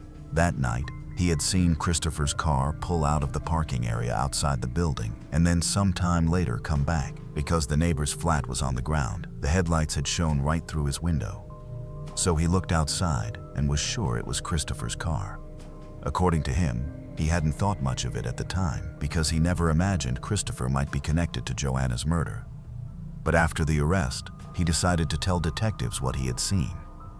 To investigators, that became another piece of the puzzle. They started considering the possibility that Christopher had entered Joanna's flat shortly after she got home, attacked her, strangled her, then carried her body out to his car, which had been parked nearby. After that, he could have driven her out of the city, hidden her in the snow, and returned home as if nothing had happened. But that still wasn't the end of it. As we remember from the very beginning of the investigation, one of the theories going around Bristol was that Joanna might have been killed by a serial murderer. Detectives had looked into that possibility too, and found several unsolved cases that, at least in theory, could have been connected. One possible victim of that supposed serial killer was 25-year-old Melanie Hall, who vanished without a trace in 1996, as well as 20-year-old Glenys Cuthers, who had been strangled back in 1974. Nearly 40 years had passed since that earlier murder, but given Christopher's age, detectives believed he still could have been responsible for all of them. But no matter how hard they pushed him during the interviews, he kept insisting he was innocent. Under the law, police could only hold him without charges for 24 hours, and a judge could extend that by one more day.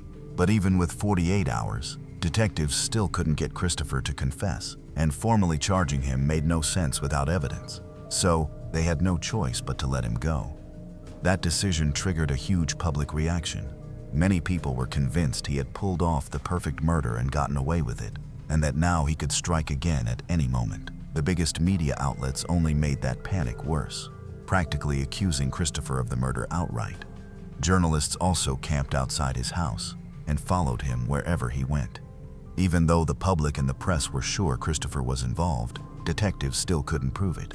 So they had to start looking at other possibilities, and that was when they came back to Joanna's next-door neighbor.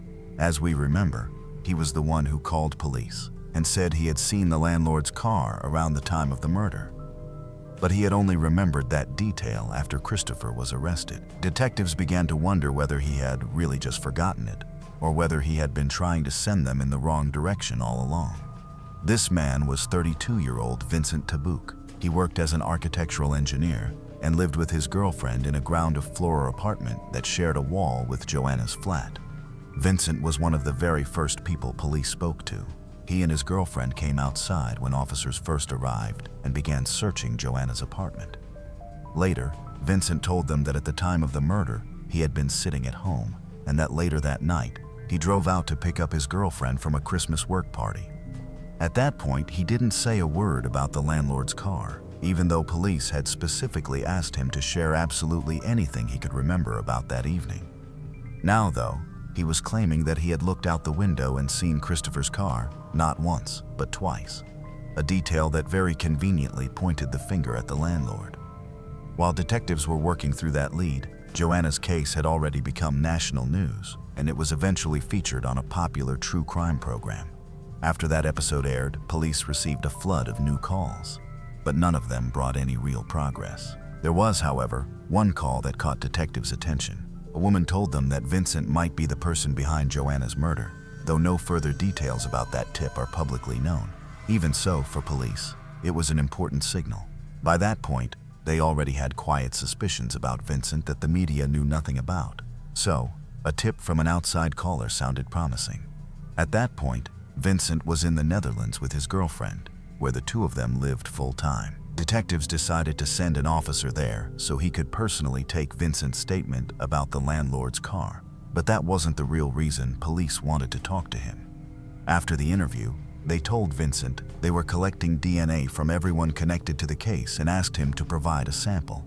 Vincent became visibly nervous, and at first he refused for quite a while. On top of that, he kept peppering the officer with questions. Where exactly had they found evidence? What kind of evidence was it?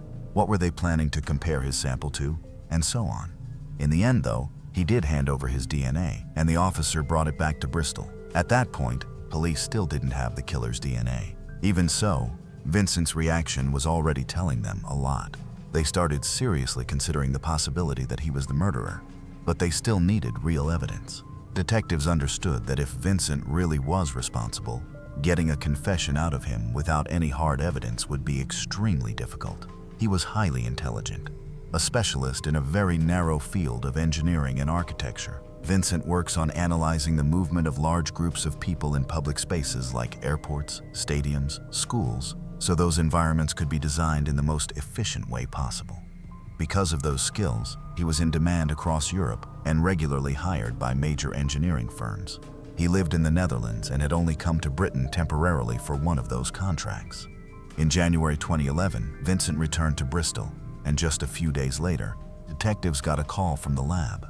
Experts had finished examining dozens of samples taken from Joanna's body and clothing. They found several traces of foreign DNA, but the samples were too small to determine exactly what had left them, whether they came from bodily fluids or simply from physical contact. Still, there was enough there to extract a DNA profile.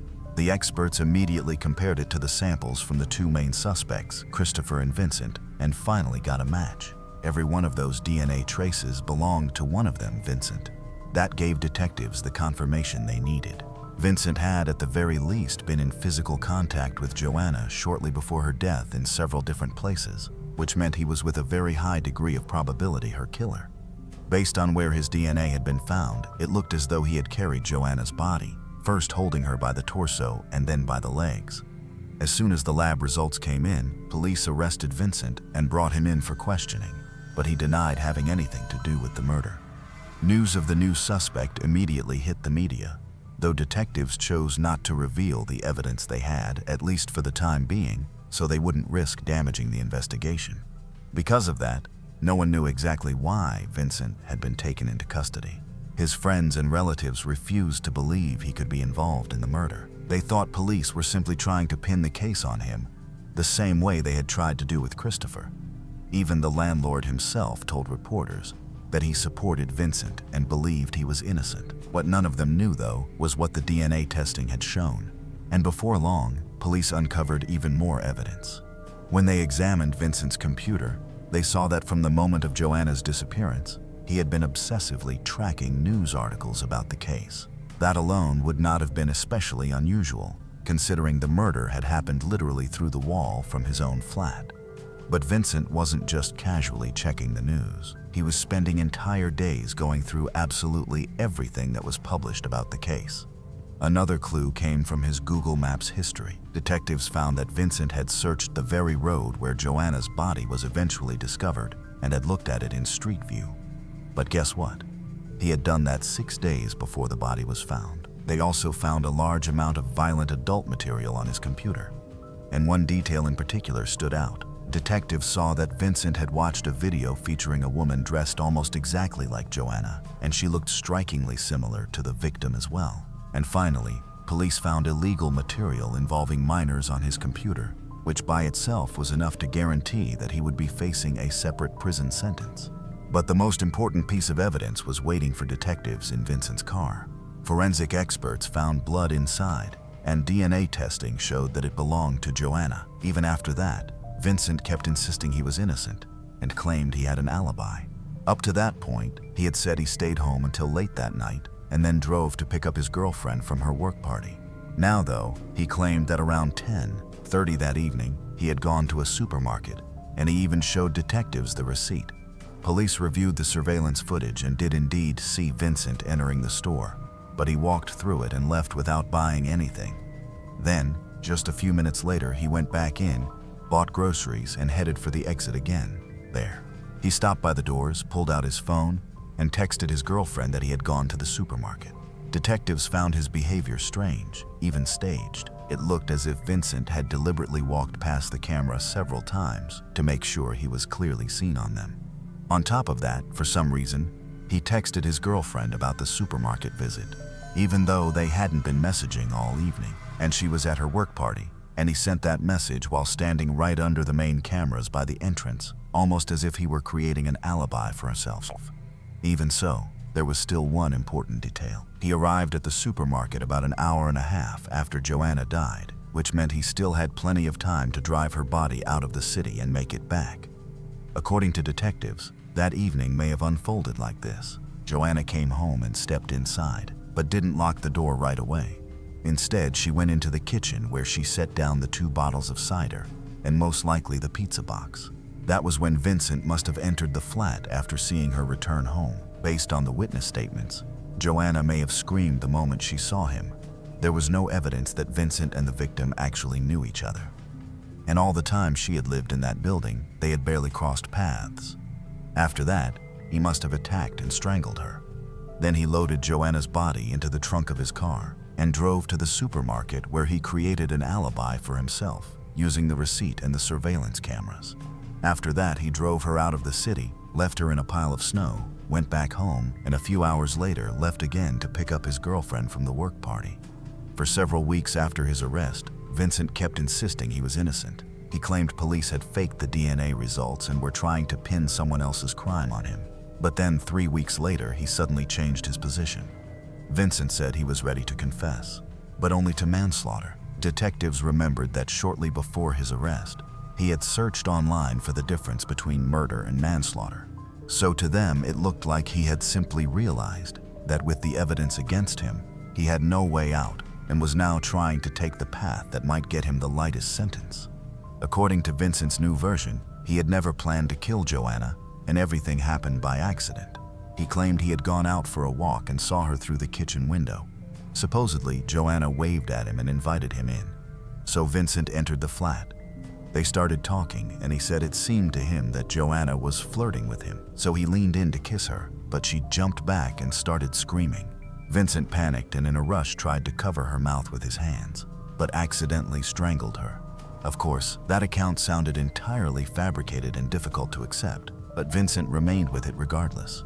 In May 2011, the court denied his plea to manslaughter, and he was scheduled to stand trial for murder. In October of that same year, the jury declared him guilty. Though the verdict was not unanimous, 2 of the 10 jurors genuinely believed he might be innocent. Even so, 8 votes were enough for a conviction, and Vincent was sentenced to life in prison with a minimum term of 20 years. A few years afterward, he faced another trial for possessing indecent images of minors, and in that case, he received an additional 10 months behind bars. It is also worth mentioning that there is no assurance Vincent will ever be freed after those 20 years. Based on everything surrounding the crime, detectives believe he could very well have become a serial killer if he had not been captured. So, the chances of him ever getting out remain relatively low. As for Christopher, Joanna's landlord, he also endured greatly because of the police and the media. After the actual killer was arrested, 8 major news outlets paid Christopher substantial compensation for essentially accusing him of the crime, and the police department issued him a formal apology.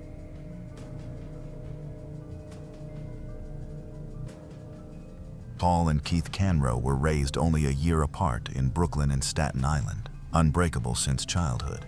Friends who knew them summed up their relationship with a single phrase: the Cano brothers against the world. Paul, the elder brother, was watchful of Keith. Those who knew them said Paul was bright, rational, and even-tempered, while Keith was more sensitive and expressive. They weren't merely brothers, they were closest friends. As adults, their lives appeared connected by destiny and decision. Keith received his MBA from Columbia University and amassed a fortune through technology startups, becoming a self-made millionaire. He established himself in Colts Neck, New Jersey with his wife Jennifer and their 2 children, 11-year-old Jesse and 8-year-old Sophia. Their contemporary mansion on Willowbrook Road stood apart among the neighborhood homes, a testament to Keith's success. Paul resided just 11 miles away in Ocean Township with his wife Susan and their 2 daughters. The families traveled together, observed holidays side by side, and stayed closely connected. Friends described them as one extended family, the sort of people who visited each other multiple times a week, nearly daily in summer.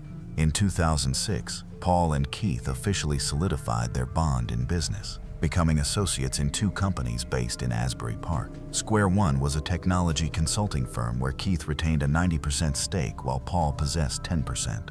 They shared ownership equally in their second venture, EcoStar Pest Management. From the outside, It appeared like the ideal partnership between brothers who believed in each other completely. But beneath the exterior, something was starting to crack.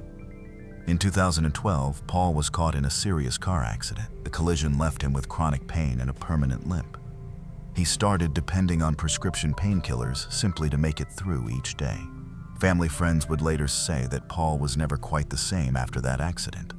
The cheerful, even-tempered man they knew seemed reduced somehow, burdened by constant physical suffering. Paul applied for disability insurance, claiming he could no longer work due to his injuries. The payments began arriving month after month, year after year. But what the insurance company didn't know was that Paul kept working through the family businesses, collecting earnings paid directly to his wife, Susan, to avoid detection. For 5 years, from 2012 to 2017, Paul collected disability payments while secretly receiving substantial sums from Square One and Ecostar. It was deception, plain and simple. But it was only the start of Paul's financial scheme. By 2017, Paul Canro's lifestyle had spun out of control. Bank records would later expose the astonishing scale of his spending. In 2017 alone, Paul's household expenses totaled more than $42,000. The next year, he spent $314,000. Among the most extravagant purchases were 3 Porsche leases costing nearly $40,000 annually. The money had to come from somewhere, and Paul found his answer in Keith. Keith had created a $3 million life insurance policy with an irrevocable trust account, and Paul was designated as trustee. It was intended to be untouchable, safeguarded for Keith's family's future. But Paul viewed it as an opening. Between January 2017 and November 2018, Paul executed transfer after transfer from that trust account directly into his personal bank accounts. In total, he withdrew roughly $78,000. Detective Debbie Bassender of the Monmouth County Prosecutor's Office would later testify that she uncovered 16 separate transfers from Keith's trust account to Paul's personal accounts. Not a single payment ever returned to the trust or to Keith himself, but Paul's stealing didn't end there. He had also been withdrawing money from the business accounts, charging personal expenses as insurance reimbursements at a rate of about $11,000 per month.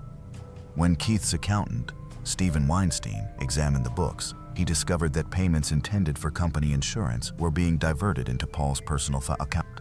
Keith began raising questions, and Paul's house of cards started to shake.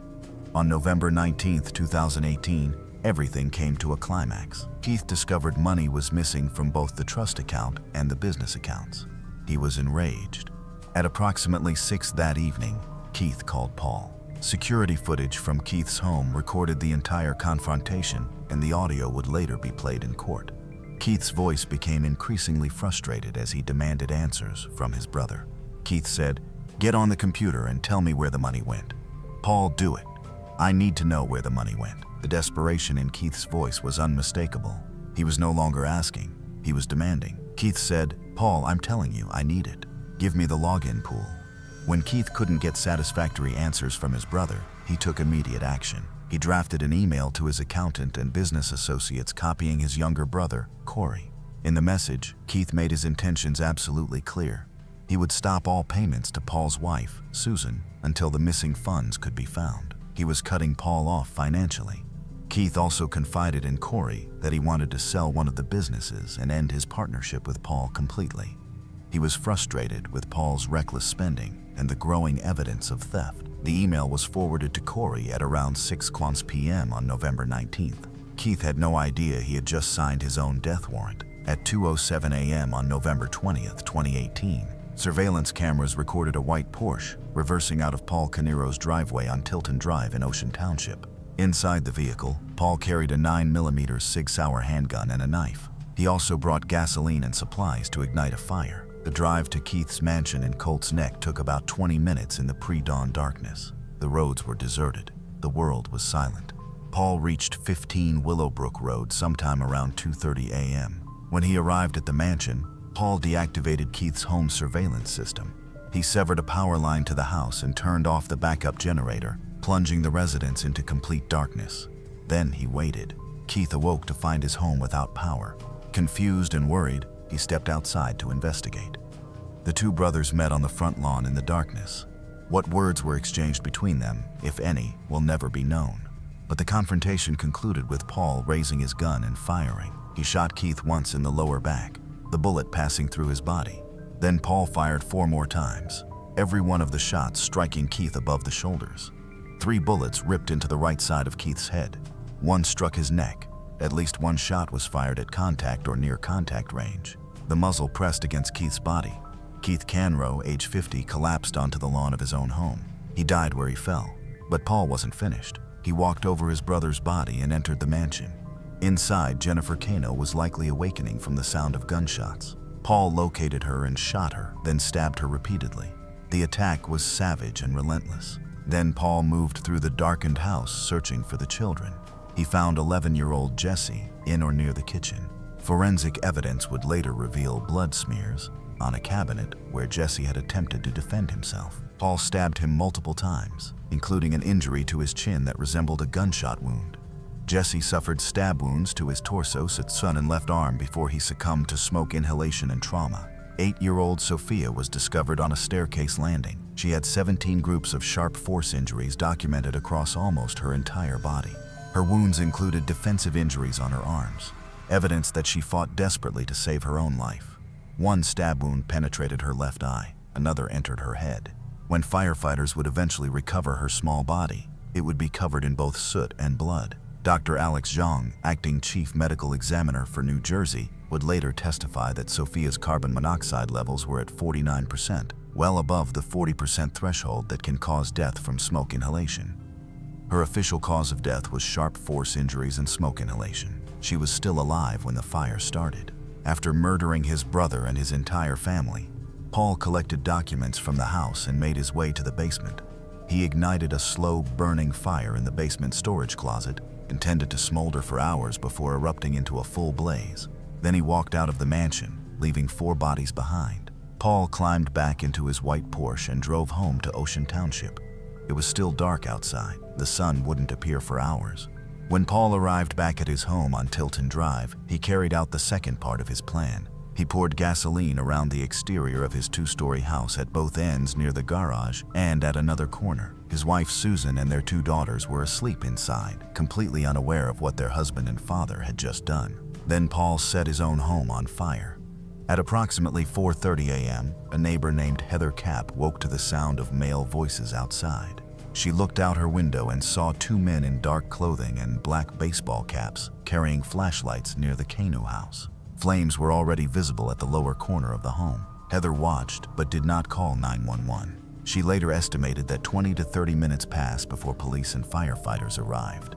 At 5:02 a.m., emergency responders were dispatched to the fire at Paul's house. When they arrived, they found Paul, Susan, and their 2 daughters already standing outside. The family had escaped safely. 2 fires burned on the property, one beside the garage and another behind the house. Ocean Township Fire Marshal Craig Flanagan spoke with Paul while they sat in one of the family's parked Porsches.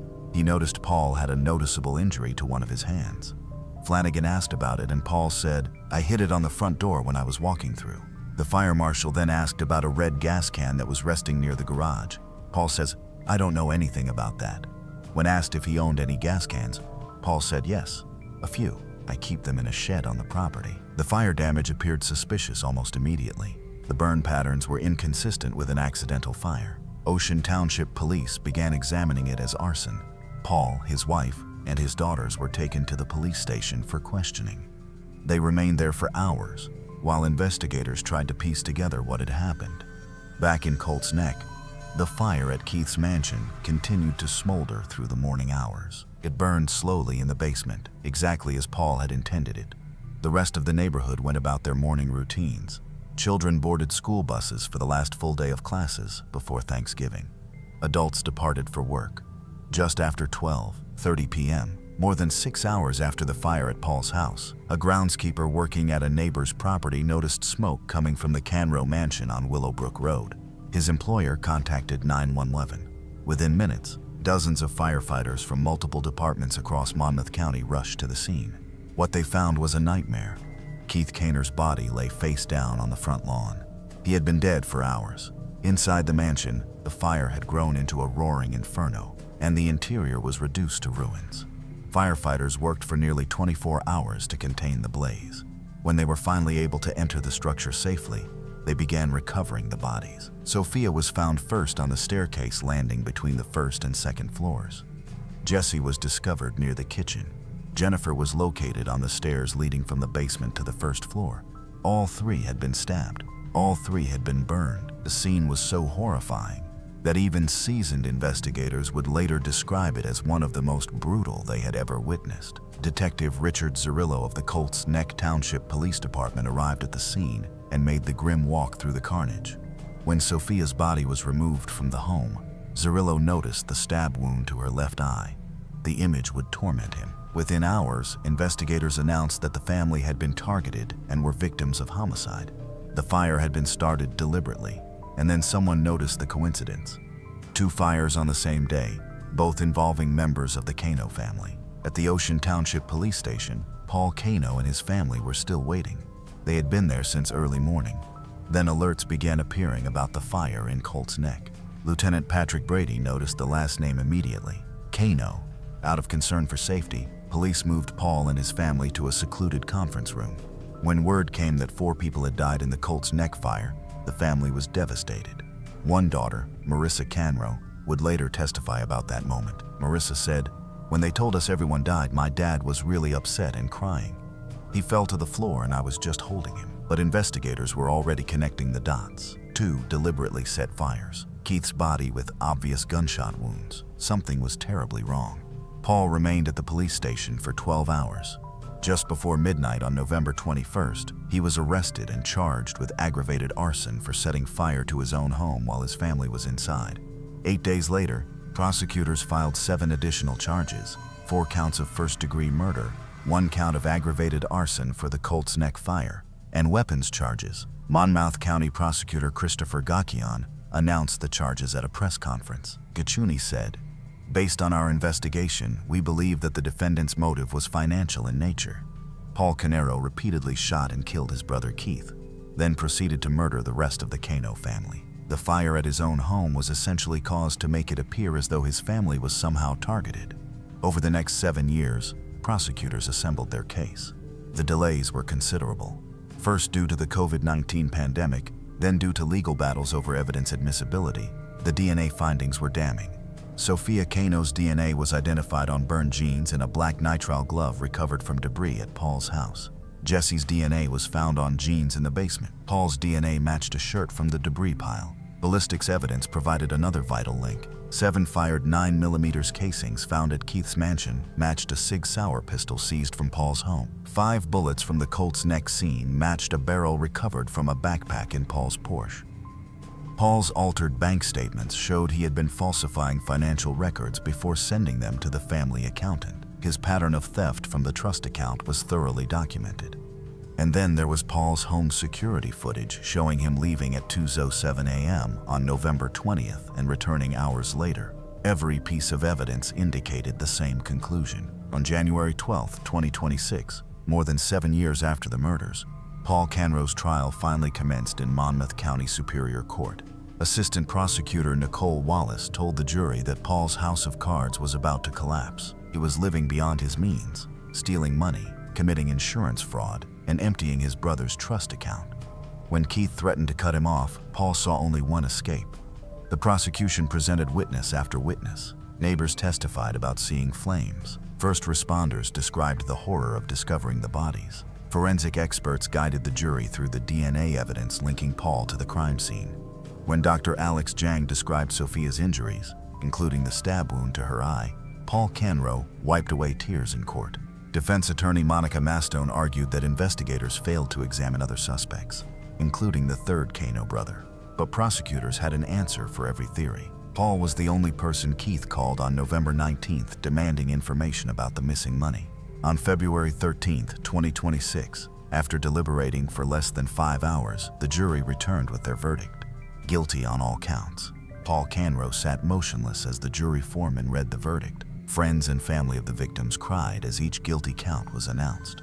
Outside the courthouse, Ripley Burgess, who lost her friend Sophia when she was just 8 years old, spoke through tears. Ripley said, "I'm just grateful to have justice for her and her family. It's been so long and she deserves it. I'm grateful that she was in my life and I miss her." Paul Canero now faces multiple life sentences without the possibility of parole. His sentencing is scheduled for May 12, 2026.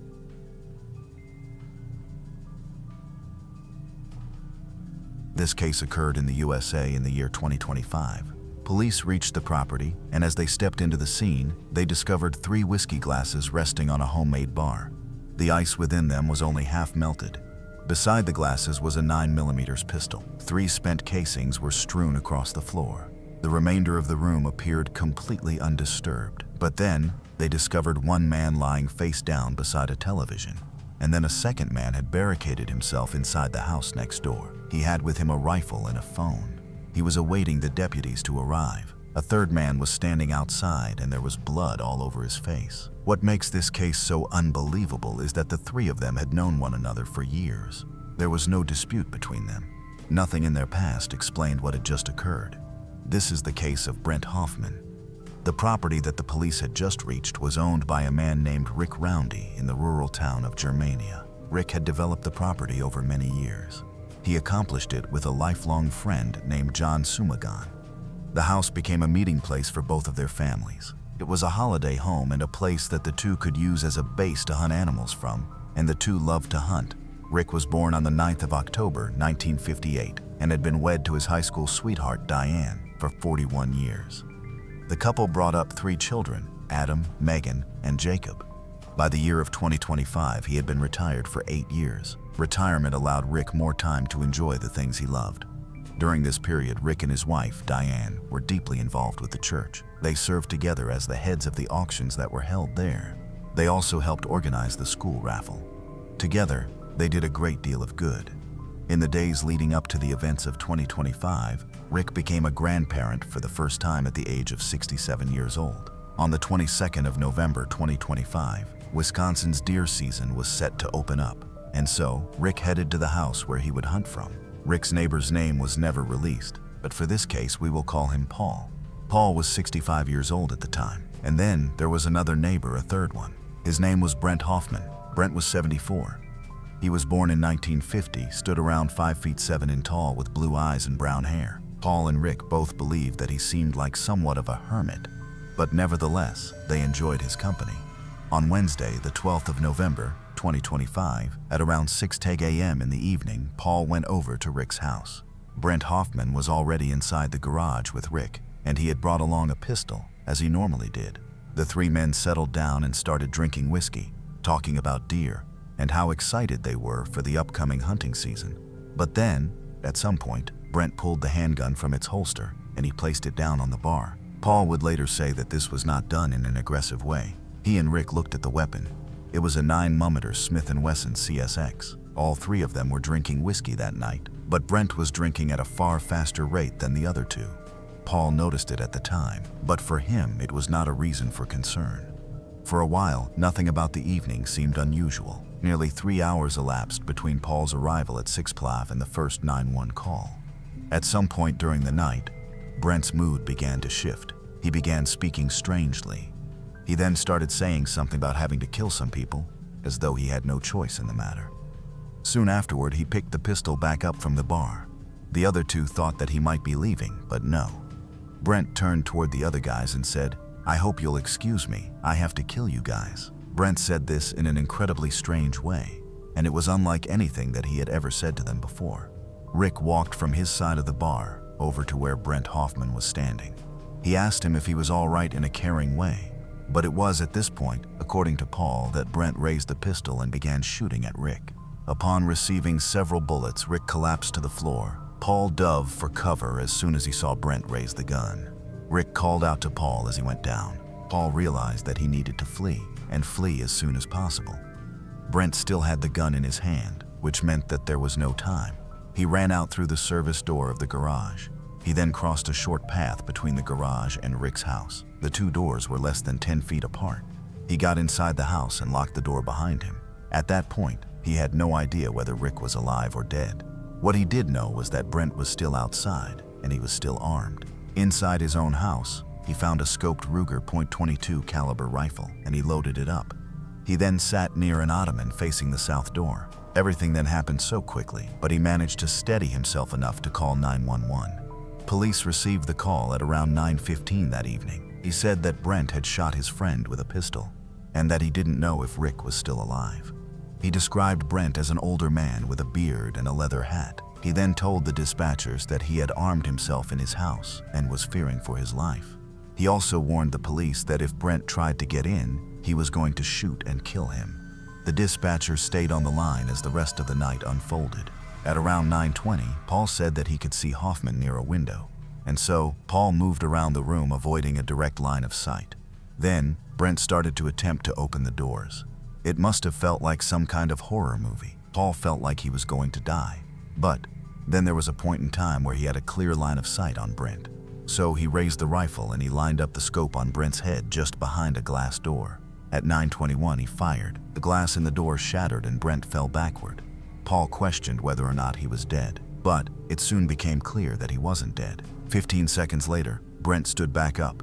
He became visible again through the broken glass. So Paul fired a second time, but again he missed. However, the glass in the door shattered into Brent's face and he suffered a great number of cuts to his head. Nothing more. By 9:22, Paul told the dispatch team that he was reloading his rifle. A few minutes later, he told the 911 caller that Brent had gone down and was on the ground.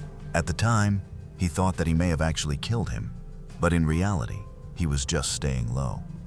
It would take another 10 minutes before Deputy Austin Manders arrived at the scene. There was some uncertainty at first. When Deputy Manders arrived, he found a man in a cowboy-style hat. This did not quite match the leather hat that Paul had described to the dispatcher earlier. Nevertheless, Officer Manders ordered him to the ground, but the man in the hat, Brent, didn't comply right away. Instead, he remained there and told the officer that his body hurt everywhere. He then collapsed to the ground as Manders tried to speak to him. Brent had cuts all across his face and head with blood visible around them. In a drunken, semi-conscious state, he told the deputy that he was very sorry. Manders asked where his gun was, but Brent just said that he didn't have one. Then he said that he had a holster, but the gun itself was missing. A police search uncovered no firearms, only a wallet, which confirmed his identity. Once he was apprehended, Brent thanked the deputy and told him that he loved him. Manders then noticed a strong smell of alcohol and slurred speech. When asked where the other man was, Brent pointed to the garage, and then he started crying. Manders looked inside and saw Rick lying face down on the floor. Manders asked who it was, and Brent said, "It's my friend Rick. I think he's dead." He then asked where Brent had been shot, but he didn't know. Brent then asked Manders, "Why did you shoot me?"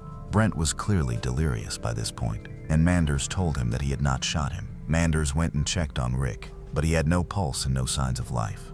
Paramedics soon reached the scene and they confirmed his death just moments later. Other officers cleared the garage and they found a black handgun on the bar. They cleared the house too, and Paul was located. Paul was then searched and placed into the back of a patrol car while officers secured the scene. A lieutenant later explained that he was not under arrest and that he was only detained while the property was secured. Detective Craig Rakoski arrived at the scene at around 10:17 that night. He interviewed Paul first, and Paul told him he had witnessed everything and was happy to answer whatever was needed. When the detective examined the crime scene, the bar still had 3 whiskey glasses on it, and there was a pool of blood just west of the television. He noted no signs of a struggle. Chairs were upright, papers on the table were untouched. Investigators recovered 3 spent 9mm casings from the garage. One was near where Rick's body was found. The other 2 were near a chair. Everything that Paul had said had matched up exactly. Meanwhile, because of his injuries, Brent himself was taken by ambulance to a hospital, and along the way, he asked if his friends were okay. Brent also agreed to a voluntary blood sample that night. It was sealed into evidence, but anything related to it has not been made public. But it would be interesting to see how intoxicated he was. After he was medically cleared, Brent Huffman was booked into jail. When staff told him he was being booked for homicide, he said, "I've never hurt anybody."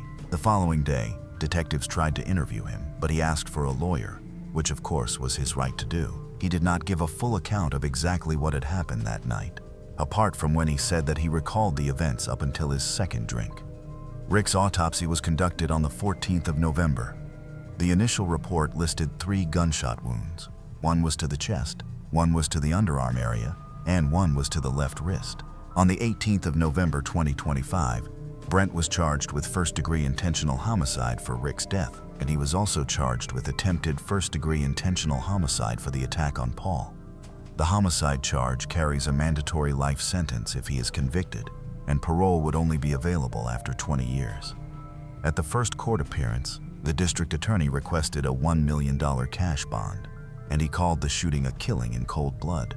It was payable in cash, not as a signed bond, which meant that Brent could not be released until the whole amount was posted. Brent was then prohibited from contacting Rick's family or Paul, and if he had posted the bond, he was ordered to stay sober with no illegal substances and possess no firearms. He was also prohibited from traveling outside the state of Wisconsin. On the 27th of January 2026, a judge found enough evidence at a hearing to warrant a criminal trial, and on the 21st of May, Brent pleaded not guilty to both charges. As things stand, no trial date has been scheduled, and Brent currently remains in county jail. Alongside this, Rick's wife, Diane, has filed a wrongful death lawsuit against Brent. This is a civil case, and this too is still ongoing. Rick's family confirmed his identity publicly only following early reports. Those early reports described him simply as a 67-year-old man from the Greenleaf area. In a statement, the family said that they were devastated and heartbroken by his sudden death. They thanked the community for their support, and then they requested privacy. Rick's body was laid to rest on the 18th of November. The family asked that any memorial gifts go to the parish where Rick and Diane had spent years volunteering. Remarkably, Rick's obituary also asked people to pray for the person responsible for his death. It also asked them to pray for anyone struggling with their mental health, too. The request reflected the family's own faith. Paul has not yet given a public interview, and his true identity remains protected. What is known is limited to his own account of that night. Rick's family had always called that land God's country. Rick and his family had always called that land God's country, but it became something different in Iola. Then, in one evening, it became the place where Rick was brutally killed. The criminal case may ultimately determine whether Brent is legally responsible for what happened. It's strange to think that he wasn't considered incompetent to stand trial. The man is clearly extremely unwell, and we may never get a full explanation why three familiar neighbors sitting together drinking a bottle of whiskey and a conversation about deer ended the way it did. And it seems like Brent doesn't even know the answers himself.